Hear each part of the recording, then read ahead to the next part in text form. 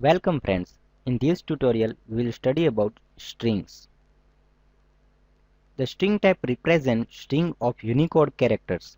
String is an alias for system.string in the .NET. /n character is used to write new line between strings. It is a new line character.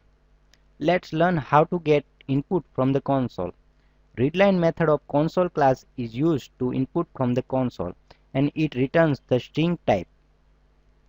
As we have discussed previously, plus operator is a concatenation operator and it is used to concatenate two strings.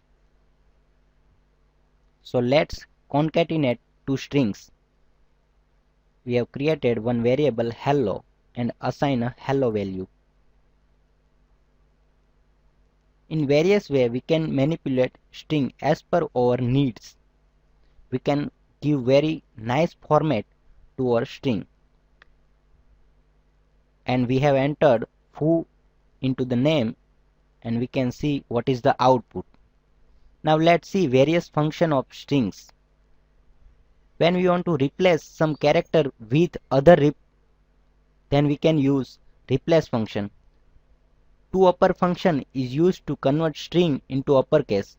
Similarly, we can also use ToLower function. Let's print it on console. We want to print value of name variable which contains hello and the value which is entered from the console. To obtain string length, length property of string is used.